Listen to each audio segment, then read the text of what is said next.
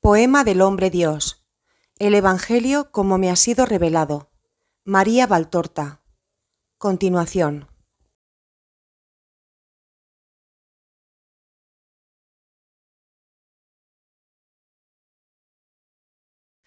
Aparición al atardecer del domingo de resurrección a los discípulos de Emaús. Por un camino montañoso, dos hombres de edad madura van andando rápido. A sus espaldas Jerusalén, cuyas alturas van desapareciendo, cada vez más detrás de las ondulaciones y valles que se subsiguen. Hablan entre sí. El que parece de mayor edad dice al otro, que tendrá como mucho unos 35 años. Créelo, ha sido mejor hacer esto. Yo tengo familia y tú también. El templo no bromea. Está decidido realmente a poner fin a estas cosas. ¿Tendrá razón? ¿No la tendrá? Yo no lo sé.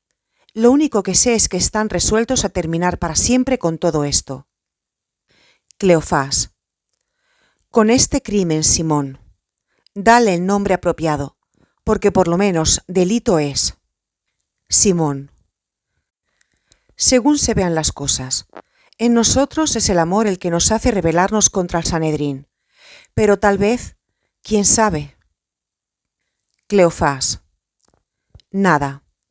El amor ilumina. No lleva al error. Simón. También el Sanedrín como los sacerdotes y los jefes aman.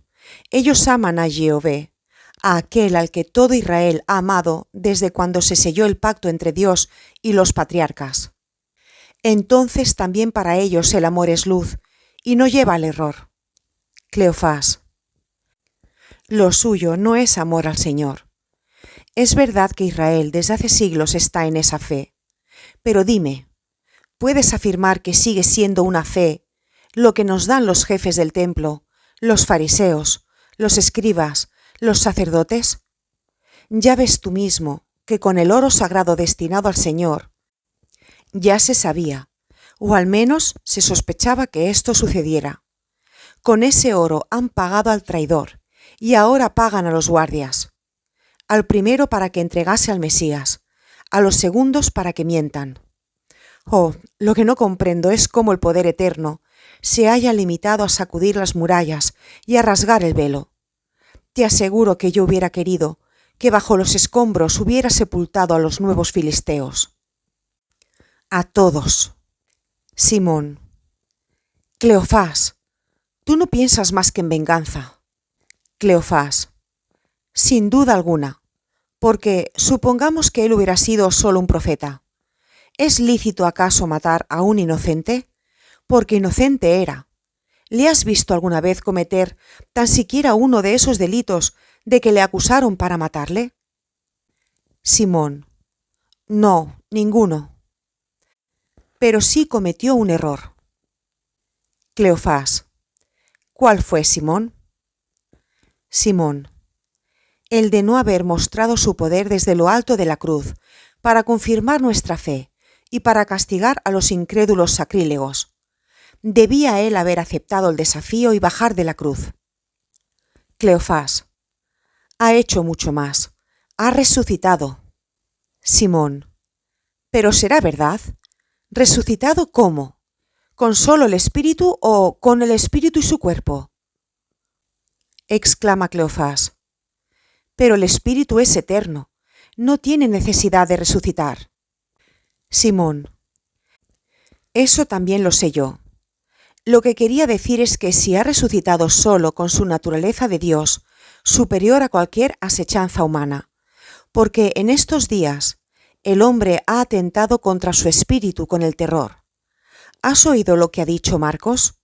Cómo en el Getsemaní, el peñasco a donde él había ido a orar está bañado de sangre.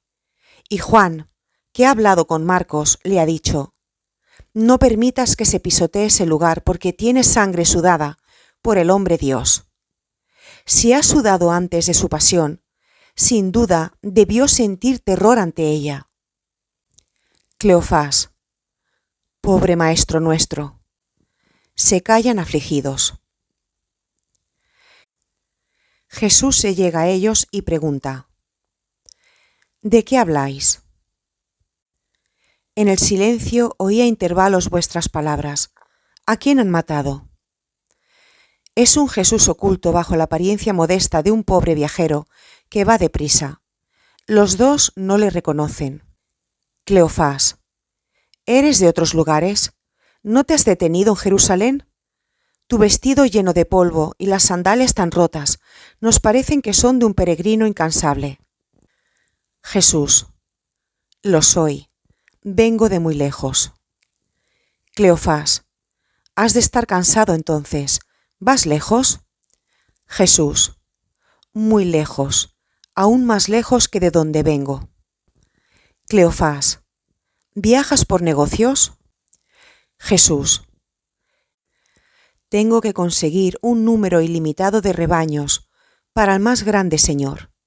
Debo de recorrer todo el mundo para escoger ovejas y corderos, e ir incluso entre los rebaños salvajes, los cuales, una vez domesticados, serán incluso mejores que los que ahora no son salvajes. Simón: Trabajo difícil. ¿Y has proseguido sin haberte detenido en Jerusalén?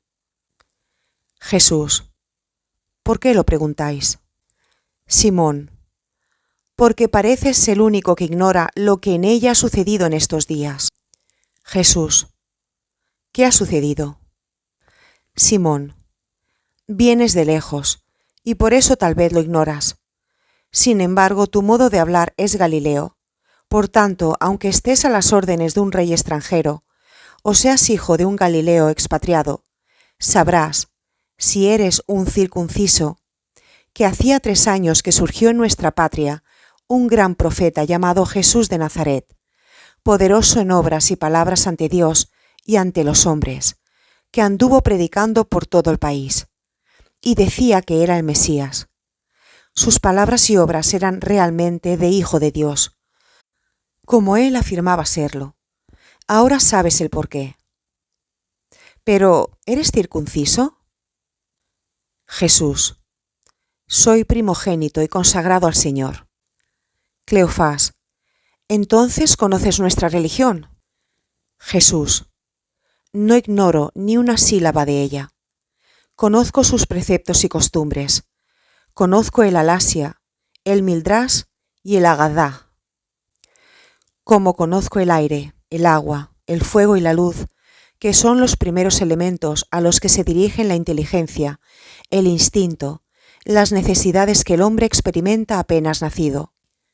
Cleofás: Pues entonces tú sabes que a Israel se le había prometido el Mesías, pero un Mesías como rey poderoso, que habría de reunir a Israel. Él, sin embargo, no era así. Jesús: ¿Y cómo era? Cleofás: Él no ambicionaba ningún poder terrenal, sino que se decía rey de un reino eterno y espiritual. No ha reunido a Israel. Al contrario, lo ha extendido, porque ahora Israel está dividido entre los que creen en él y los que le consideran un malhechor. A decir verdad, no tenía aptitud para rey, porque quería solo mansedumbre y perdón. ¿Y cómo poder conseguir conquistar y triunfar con esas armas? Jesús: ¿Y entonces? Cleofás: Pues entonces los jefes de los sacerdotes y los ancianos de Israel le apresaron y le sentenciaron a muerte, acusándole, esto es verdad, de culpas no verdaderas. Su culpa fue la de ser demasiado bueno y demasiado severo. Jesús: ¿Cómo podía ser las dos cosas al mismo tiempo? Cleofás: Lo podía, porque era muy severo en decir las verdades a los jefes de Israel, y demasiado bueno en no obrar contra ellos un milagro para matarlos, fulminando a sus enemigos injustos. Jesús: ¿Era severo como el Bautista? Cleofás: Bueno, no sabría decirlo. Echaba en cara, sobre todo en los últimos meses, a los escribas y fariseos sus defectos, y amenazaba a los del templo como a personas señaladas por la ira de Dios. Por otra parte, si uno era pecador y se arrepentía, y él veía en su corazón un verdadero arrepentimiento, porque el nazareno leía en los corazones, mejor que un escriba en el texto escrito. Entonces era más dulce que una madre. Jesús. ¿Permitió Roma que fuera ejecutado un inocente? Cleofás. Pilatos fue quien le condenó a muerte, pero no quería y decía de Jesús que era un justo, pero le amenazaron con denunciarle ante César y tuvo miedo. En una palabra, fue condenado a la cruz y en ella murió. Y esto, junto con el temor que tenemos a los sanhedristas, nos ha deprimido mucho. Yo soy Cleofás, hijo de Cleofás, y este es Simón, ambos de Emaús y parientes, porque yo soy esposo de su primera hija, y éramos discípulos del profeta. Jesús. ¿Y ahora no lo sois?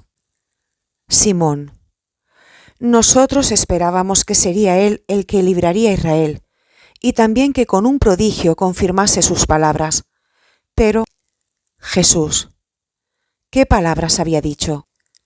Cleofás. Te lo hemos dicho. He venido al reino de David. Yo soy el rey pacífico, y cosas semejantes. También decía, venid al reino, pero luego no nos dio el reino. Agregaba, al tercer día resucitaré. Hoy ya hace 3 días que murió. Más bien ya pasaron, porque la hora de nona ya pasó, y él no ha resucitado. Algunas mujeres y algunos guardias dicen que sí, que ya resucitó, pero nosotros no le hemos visto. Los guardias dicen ahora que así dijeron para justificar el robo del cadáver, llevado a cabo por los discípulos del Nazareno. Los discípulos. Todos nosotros le hemos abandonado cuando aún vivía, y está claro que ahora que está muerto, no le hemos robado. Las mujeres. ¿Quién les va a creer? Nosotros discutíamos sobre esto, y tratábamos de saber si él se refería a resucitar solo con el espíritu de nuevo divino, o si también con su cuerpo. Las mujeres dicen que los ángeles, porque dicen haber visto también ángeles después del terremoto, y es probable, porque el viernes salieron de sus sepulcros los justos. Afirman que los ángeles les dijeron que él estaba como uno que nunca ha muerto. Y así se apareció a las mujeres.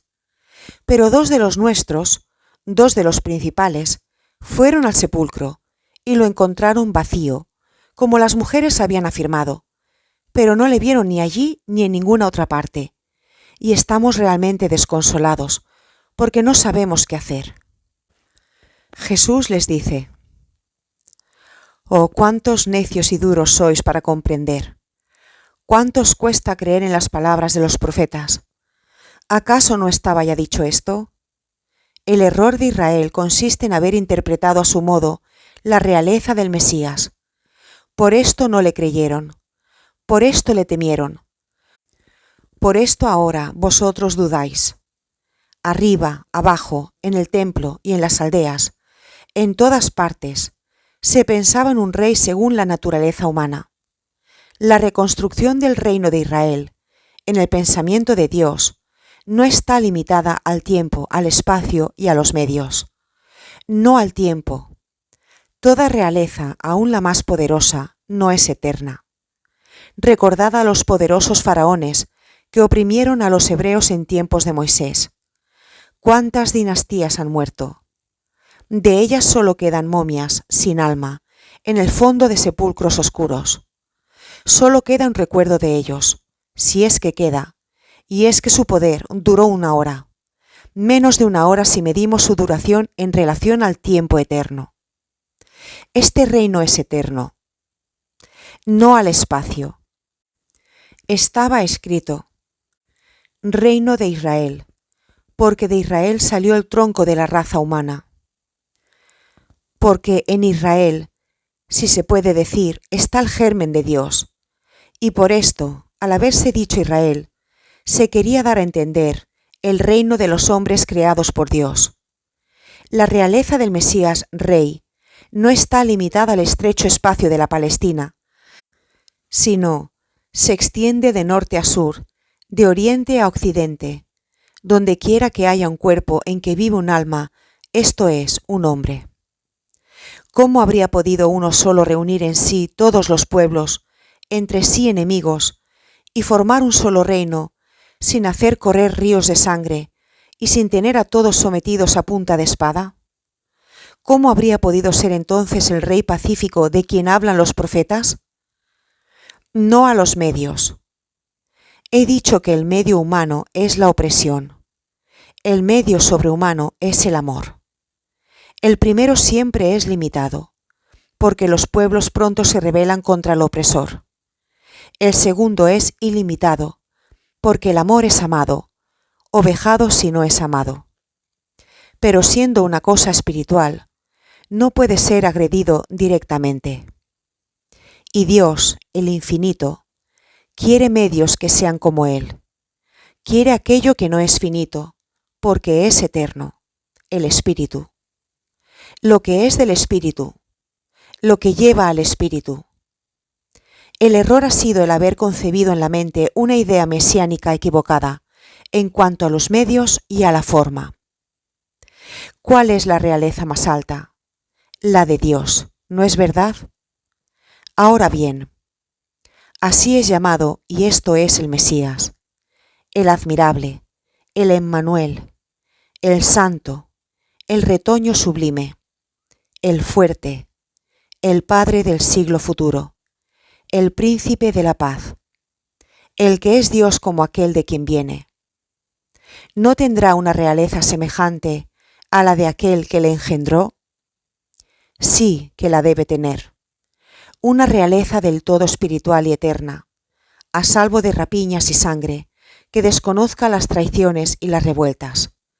Su realeza, la que la bondad eterna concede aún a los pobres mortales, para dar honra y gloria a su verbo. ¿No acaso dijo David que este rey poderoso tendría todas las cosas bajo sus pies como escabel? ¿No describió Isaías toda su pasión? ¿Y David podría decir que contó sus torturas? ¿No acaso está dicho que Él es el Salvador y Redentor, que con su holocausto salvará al hombre pecador? Y no está precisado, y Jonás es signo de ello, que durante 3 días estaría en las oscuras entrañas de la tierra, y que luego sería arrojado de ellas, como el profeta lo fue del vientre de la ballena? ¿No se ha dicho de él, mi templo, esto es, mi cuerpo al tercer día, después de haber sido destruido, volverá a ser reedificado por mí, o sea, por Dios? ¿Y qué? ¿Pensabais que por magia él levantaría los muros del templo? No, no los muros, sino a sí mismo. Solo Dios podía levantarse por sí mismo. Él ha vuelto a levantar el verdadero templo, su cuerpo de cordero, inmolado, como estaba determinado y según la profecía de Moisés, para preparar el paso de la muerte a la vida, de la esclavitud a la libertad de los hombres, hijos de Dios y esclavos de Satanás. ¿Cómo ha resucitado? Os lo preguntáis. Os respondo. Ha resucitado con su verdadero cuerpo y con su espíritu divino dentro del cuerpo, como en cada cuerpo mortal habita el alma, que reina en el corazón. Así ha resucitado, después de haber padecido para expiar todo, para reparar el pecado de los primeros padres y los innumerables que diariamente la raza humana comete. Ha resucitado como está dicho bajo el velo de las profecías. Llegado en su tiempo, os recuerdo a Daniel, en su tiempo fue inmolado, en el tiempo que estaba prescrito. Oíd y no olvidéis en el tiempo fijado después de su muerte, la ciudad deicida será destruida. Os aconsejo que leáis con el alma, no con la inteligencia soberbia. Los profetas desde el principio del libro hasta las palabras del verbo inmolado. Recordad al precursor que le señaló como al cordero. Traed a la memoria cuál era el destino simbólico del cordero mosaico. Por esa sangre los primogénitos de Israel fueron salvados.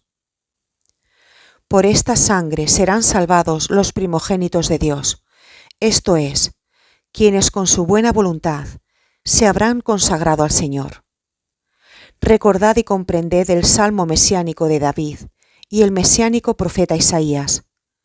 Recordad a Daniel, traed a la memoria, pero levantándola de lo terrenal a lo superior, cada palabra acerca de la realeza del Santo de Dios, y comprenderéis que no podía haber sido dada otra señal apropiada que la de la victoria sobre la muerte, que la resurrección que Él mismo ha realizado.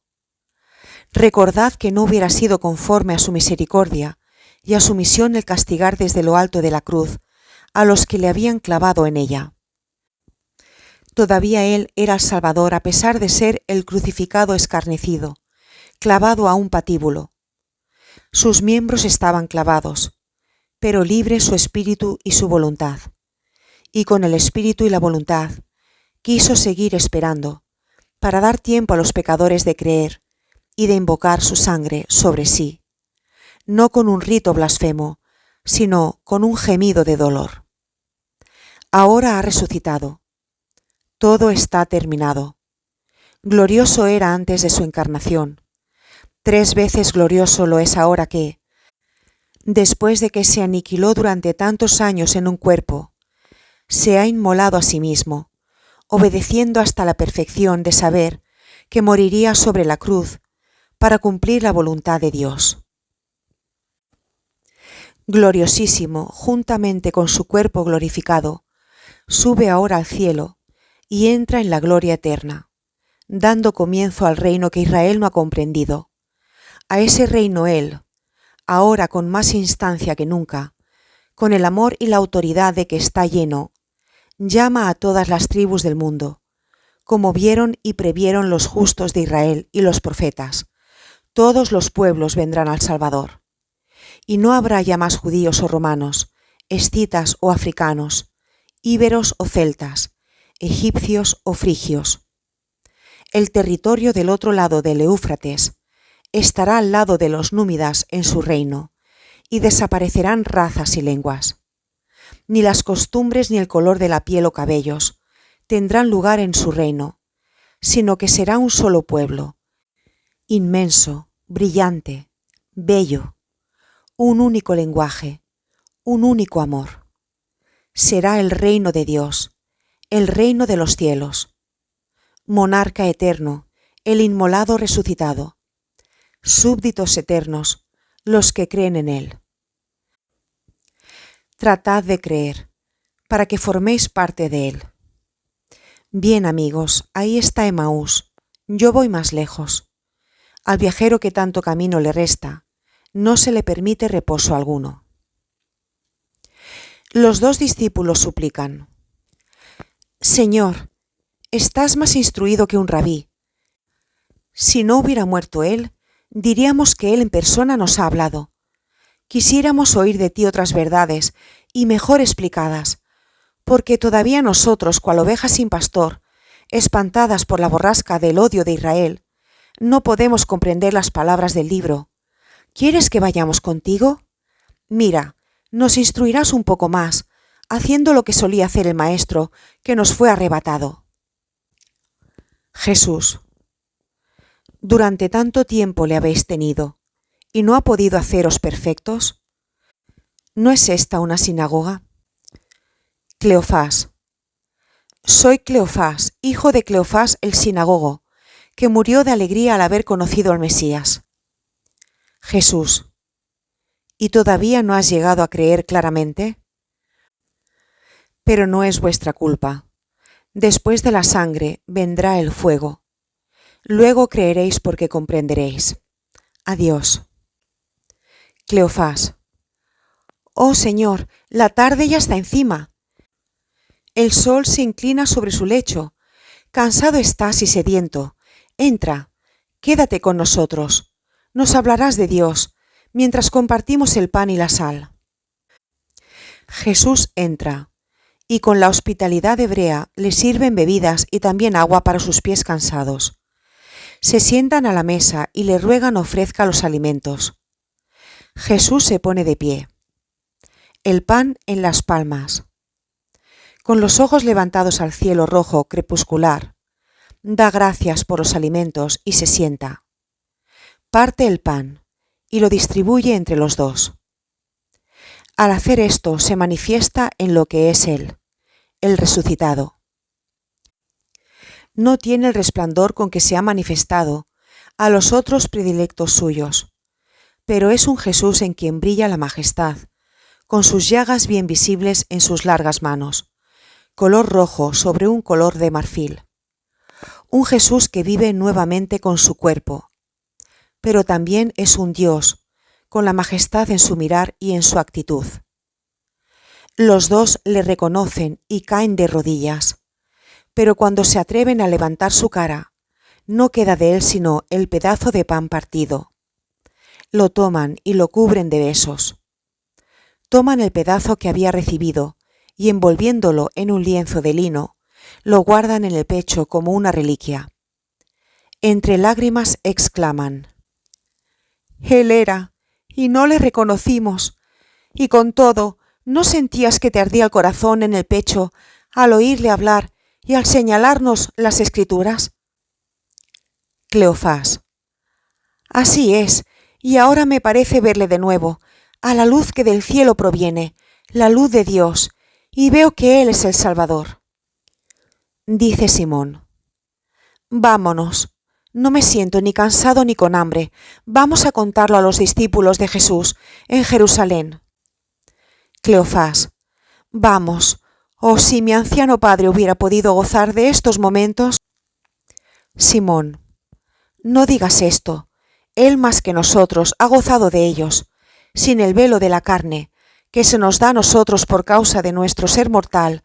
Él, el justo Cleofás, ha visto con su espíritu al Hijo de Dios volver a entrar en el cielo. Vamos, vamos, llegaremos cuando sea muy noche, pero si Él lo quiere, nos proporcionará el modo de pasar las murallas. Si ha abierto las puertas de la muerte, muy bien podrá abrir las de las murallas. Vamos». Y mientras los últimos rayos crepusculares se despiden de la tierra, con paso veloz se dirigen a Jerusalén. Escrito el 5 de abril de 1945.